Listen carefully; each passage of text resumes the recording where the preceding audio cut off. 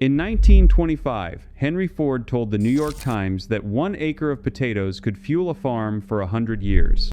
19 months later, the largest ethanol plant in America was shut down and sold for scrap.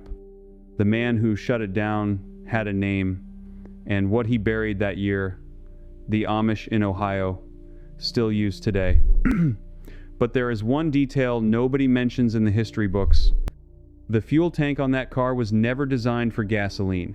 Henry Ford built it for something else entirely. He grew it on his own farm. $1 of corn made 25 gallons. The byproduct fed his cattle. And in 1925, the most powerful oil company in the world made absolutely certain you would never hear about it. And if you are watching this from a house you already own, on a lot that already has a corner of unused ground, this is not history. This is a working plan that was meant for you. I grew up around men who fixed their own engines. My father could rebuild a carburetor in the dark. Then I sat with an Amish mechanic outside Mount Hope, Ohio. He opened the fuel line on his tractor. What came out was not gasoline.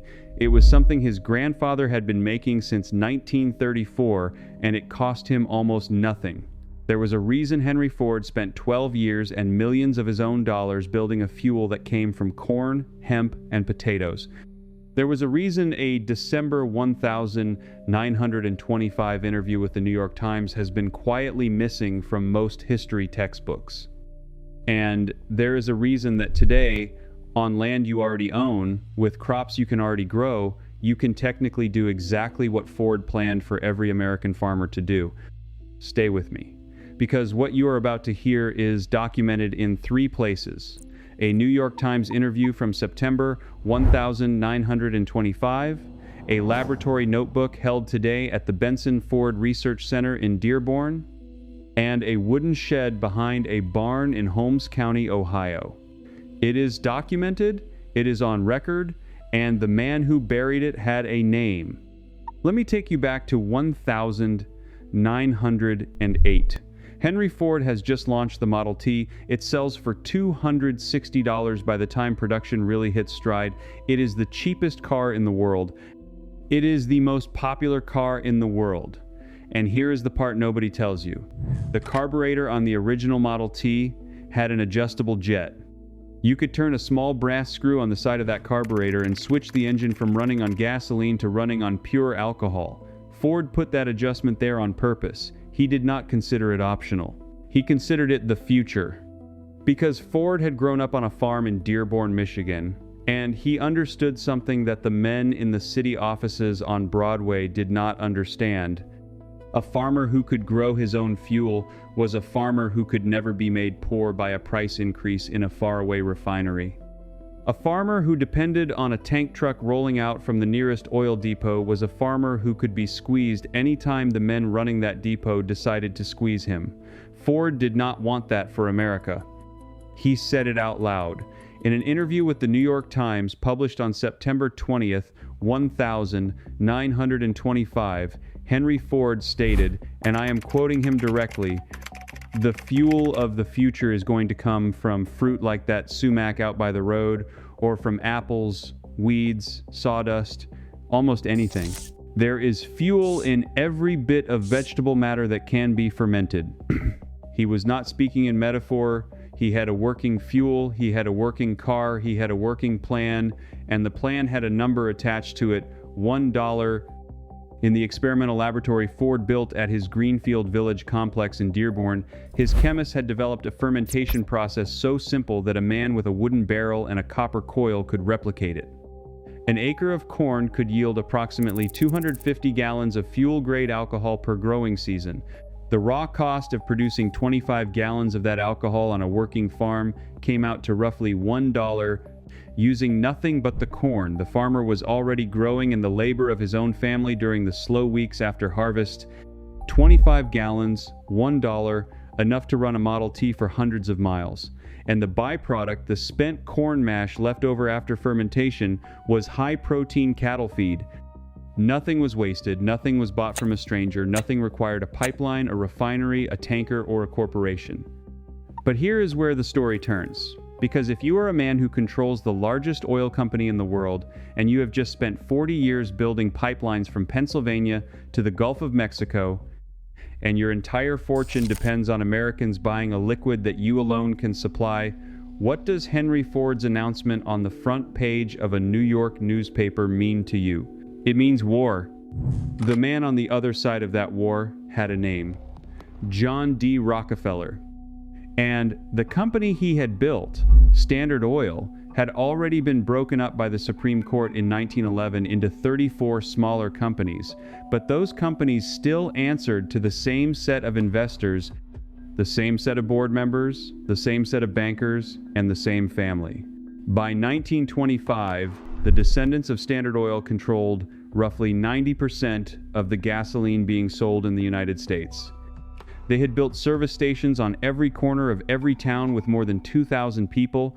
They had spent enormous sums lobbying state legislatures and federal regulators, and they were not about to let a farmer in Dearborn turn a corn crib into a fuel station. So they did three things. First, they cut the price of gasoline. In 1925, gasoline was being sold in some markets for as low as 11 cents a gallon. They flooded the market. They sold below cost in regions where Ford was promoting his alcohol fuel demonstrations. They knew Ford could not match 11 cents on alcohol unless alcohol was completely tax-free. Second, they made sure alcohol was not tax-free. They lobbied for an excise tax on industrial alcohol that doubled, then tripled the cost of any farmer trying to bring his fuel to market. And third, and this is the part that most history books absolutely refuse to mention, they piggybacked on Prohibition. Prohibition, the Volstead Act passed in 1919, did not just ban whiskey and beer, it gave the federal government total authority over the production of any ethanol within the borders of the United States. A farmer who set up a fermentation barrel on his own property to make fuel for his own tractor was now technically operating an illegal still. Treasury agents could and did raid farms. They confiscated equipment, they arrested men, and the oil interests, through carefully placed editorials and political contributions, made absolutely certain that the law was enforced harshly against fuel alcohol, while everyone in the country was distracted thinking it was about whiskey. By the time Prohibition ended in 1933, Henry Ford was an old man. The Great Depression was raging, and Standard Oil's successor companies had locked down every gas station, every distribution network, every congressional committee that mattered. Ford's River Rouge biofuel plant, which he had built to demonstrate that 10,000 farmers could supply enough alcohol to fuel the entire Midwest, was quietly shut down. The Model T's adjustable carburetor was eliminated from later models. The phrase plant fuel disappeared from American conversation for the next 60 years. And here is the question you should be asking right now. If a man could make 25 gallons of working motor fuel from $1 of corn in 1925, what is stopping you from doing that today on the land you already own? If you have made it this far, you already understand more than 99% of Americans about the real history of our fuel supply. And if you want the complete blueprint, every measurement, every fermentation ratio, every legal pathway that still exists under the current federal small producer permit system, every step Ford's own chemists documented, it is all laid out in the manual. The link is in the description below. Now let me show you something else. Because right now you might be thinking this all sounds wonderful for a farmer with 200 acres in Iowa, but you live on a half-acre lot outside Harrisburg, or a quarter acre in suburban Cleveland, or a hobby farm in Tennessee with one chicken coop and a tomato patch. Now, if you already own a house and you are thinking this only applies to people building from scratch on a big spread of farmland, stay with me, because this next part is specifically for you. The Amish families I spent time with in Holmes County, Ohio, do not own 200 acres each. Most of them work between 40 and 80 acres, and many of them work less. And yet, every single one of the older men I talked to in 2019 knew how to make their own running fuel. Not as a hobby, not as a survival fantasy, as a working backup that they actively maintained. One man near Berlin, Ohio, walked me out behind his barn to a small wooden structure no bigger than a tool shed, about 8 feet by 10 feet. Inside that shed was a copper coil, a 55-gallon food-grade barrel, a wood stove, and a thermometer. That was the entire setup. He told me his grandfather had built the original version in 1934, the year after Prohibition ended, and that the design had been passed down without changes for 3 generations. Before I show you the technique, one quick thing. Everything I have been pulling out of these Amish kitchens and farmhouse archives, the half cup of borax that replaces $320 a year of laundry products, the dishwasher boost that brings hard water glasses back to clear, the toilet bowl treatment for 9 cents a night, the borax and sugar dust that kills roaches at 1% of the cost of commercial baits, the mattress treatment for 12 cents, the rust paste on the cast iron pan, the grout paste that whitened 11 years of staining, and all the other pieces I have pulled out of Lancaster County and Holmes County over the years. I have put it all in one place. It is called the Amish Home System. Link is in the description. And now, the technique he showed me does not require a cornfield. It requires food waste. Apples that fell off the tree and bruised, potatoes that froze in the root cellar and went soft, grain that got damp and would have been thrown to the pigs, even sawdust from his woodworking shop. He pointed at a sack of moldy potatoes and said, "That right there is 2 gallons of fuel by Friday." He was not joking. He had a logbook, he showed me. Every week through autumn and winter he ran a small batch, never more than 5 gallons at a time. He used it primarily to run a small gasoline generator that powered the diesel pump on his well during outages, and to run an antique tiller his father had bought in 1952. The reason this matters for you, on your existing property, is that the Federal Tax and Trade Bureau has issued small fuel producer permits since 1980. The permit is called a TTB Form 5110.74. It is free. It allows a private individual to produce up to 10,000 gallons of fuel ethanol per year on their own property for their own use. 10,000 gallons. You do not need a farm. You do not need a license to sell. You do not need a corporation. You need an existing structure on your property, a permitted still, and the willingness to actually do the work. A standard suburban backyard with 1 apple tree, a vegetable garden, and access to grocery store discount produce can easily produce 100 to 200 gallons of fuel ethanol per year. That is enough to power a generator through every blackout your region will ever face. Enough to run a rototiller, a chainsaw, a small motorcycle, or an emergency vehicle if conditions ever require it. And the equipment, if you build it yourself, the way that Amish man near Berlin built his, costs less than $400 total. Less than what most families spend on gasoline in a single month. But there is one critical piece that the Amish know and the rest of America has forgotten. The fuel they make is not pure ethanol, it is what Ford called blended plant fuel, and the blend matters. Because pure ethanol, at 190 proof, will eat through certain rubber seals in older engines.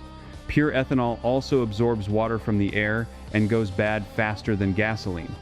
The Amish solution, passed down from before the Second World War, is to mix the ethanol with a small fraction of vegetable oil or rendered animal fat at a precise ratio, roughly 30 parts ethanol to 1 part oil. The oil acts as a lubricant for the engine seals and as a moisture barrier inside the storage tank. Done correctly, this blended fuel will sit in a sealed drum for over a year without degrading. This is the kind of detail you will never find on a government extension website. You will never find it on a homesteading blog written by a 30-year-old with a degree in journalism. You find it from a man whose grandfather did it during the Depression, whose father did it during the war, and who does it himself today because his community decided 3 generations ago that depending on a gas station 8 miles away was a form of slavery they were not willing to accept. Now, this is where I have to tell you about the part that I almost did not believe until I saw it with my own eyes. Because everything I have described so far is what the historical record shows and what the Amish currently practice. But there is one specific technique documented in Henry Ford's own laboratory notes that has been almost entirely lost.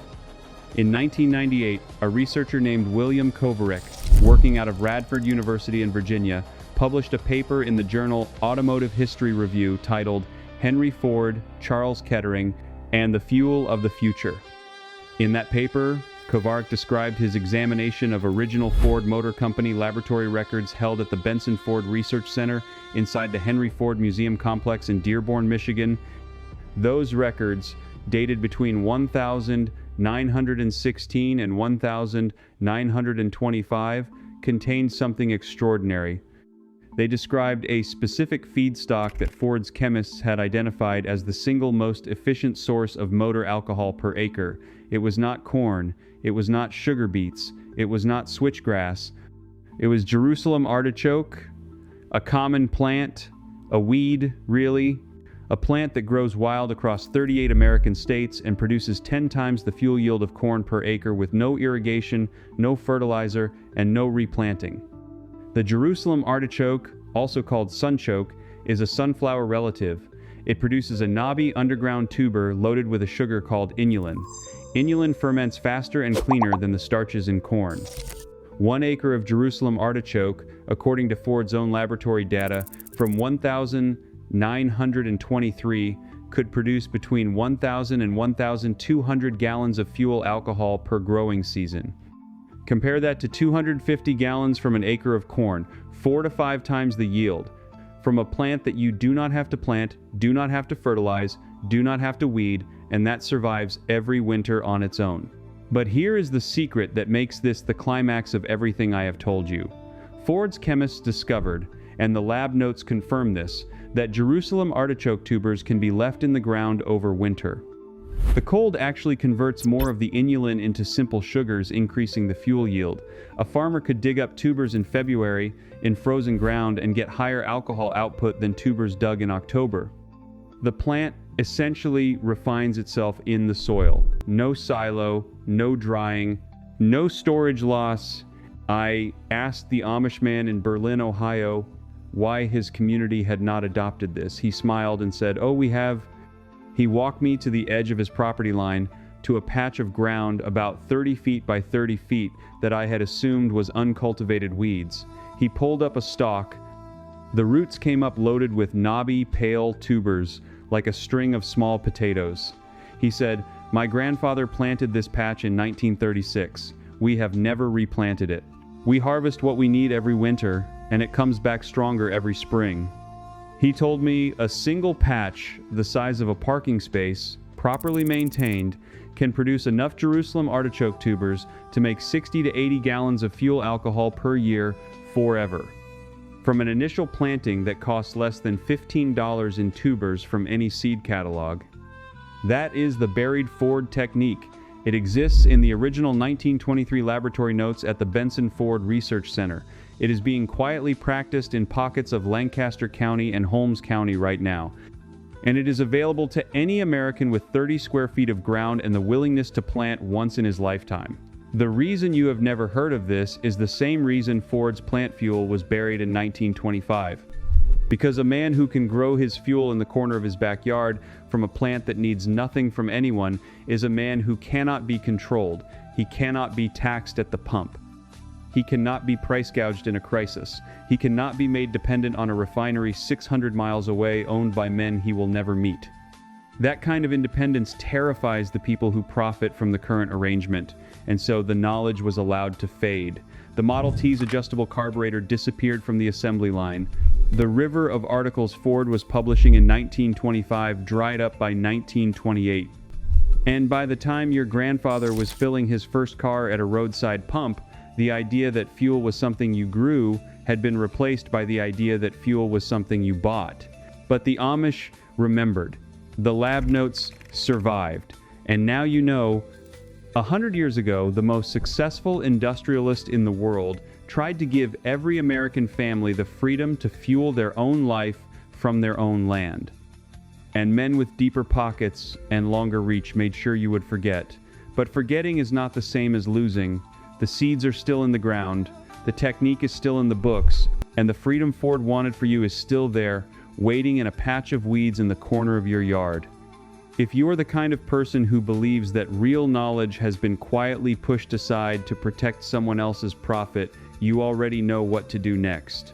You already know why this video found you tonight, and not someone else. Here is what I want you to do right now. In the comments below, tell me one thing. Did you know before tonight that the original Model T had an adjustable carburetor that ran on alcohol made from corn? Yes or no? Just type it in the comments I read them, I respond to them, and I want to see how many of us were kept in the dark about something this simple for this long. Then hit subscribe.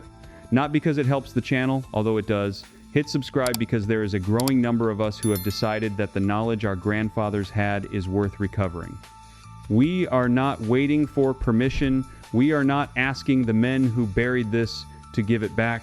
We are digging it up ourselves, one piece at a time.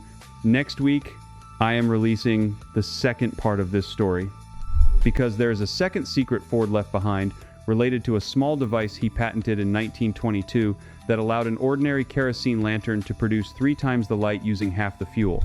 The Amish in Lancaster County have been quietly using a version of this device for almost 90 years. And what it does to your monthly electric bill when you understand how it works will change the way you think about every light bulb in your house. I will see you in that one, but before you go, I want to leave you with something that has been sitting with me ever since I started pulling these threads. Because the Model T story is not really about a car. It is not really about ethanol or corn or carburetors. It is about a question that Henry Ford himself asked out loud in a 1925 interview with the New York Times on September 20th of that year, when he sat down with a reporter named Edward Hamilton. And I am quoting him almost word for word here, that the fuel of the future is going to come from fruit like that sumac out by the road, or from apples, weeds, sawdust, almost anything. He said there is fuel in every bit of vegetable matter that can be fermented. He said there is enough alcohol in 1 year's yield of an acre of potatoes to drive the machinery necessary to cultivate the fields for 100 years. Read that sentence again. 1 acre of potatoes. 100 years of fuel for the machines that work that same acre. That is not a fringe theory.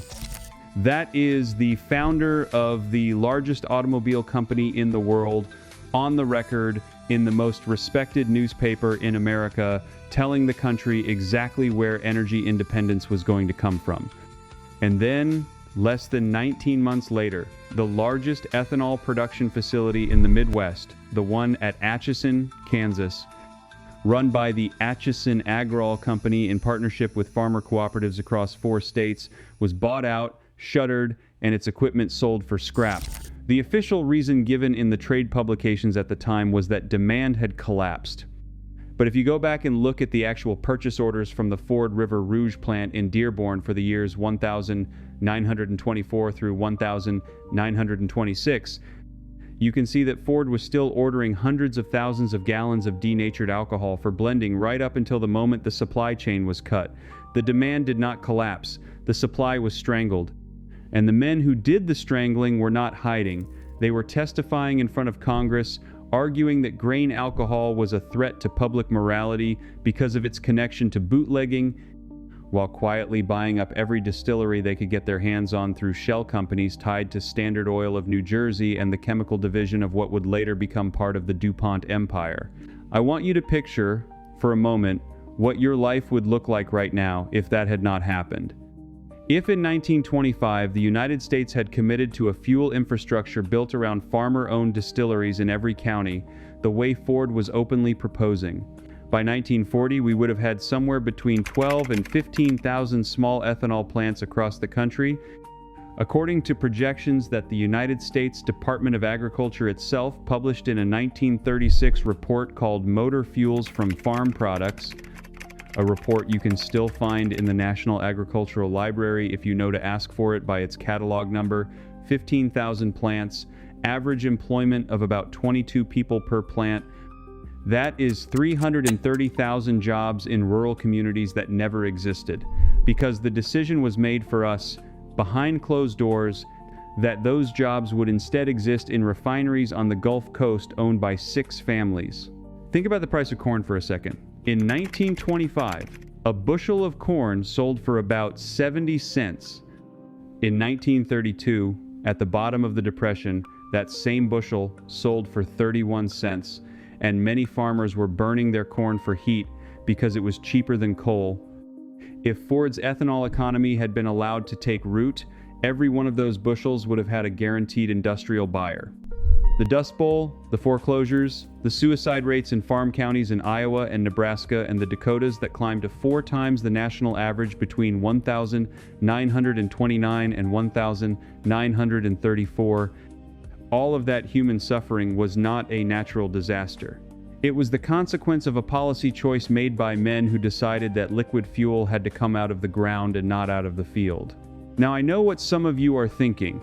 You are thinking, all right, that is the past. That is grandfather history. What does it matter now? It matters because the same playbook is being run on you right now, in real time, with different words. Every time you hear someone tell you that small-scale energy production is unsafe, inefficient, not economical, ask yourself who is paying for that message to reach you. Ask yourself who benefits when you believe that the only people who can produce fuel or electricity or heat for your home are giant corporations with giant infrastructure. Henry Ford did not believe that. Thomas Edison did not believe that. George Washington Carver, who worked directly with Ford on agricultural fuel research at the Edison Institute in Dearborn between 1937 and 1942, did not believe that. These were not crackpots. These were the 3 most respected minds in American industry and science, and all 3 of them came to the same conclusion independently. The future, if there was going to be one worth having, had to be decentralized. You can still build the carburetor I described earlier in this video. The patent number, if you want to look it up yourself, is United States Patent Number 1,290,491, filed by a man named Charles Nelson Pogue, with related work referenced in Ford's own internal engineering memos from the fall of 1924. The parts are not exotic, the principles are not secret anymore, even if they were buried for decades. A competent machinist in any small town in America can fabricate the housing in a single afternoon for under $200 in materials. I am not telling you to do it. I am telling you that the option exists, and that the only reason you did not know it existed is because someone, somewhere, decided you did not need to know.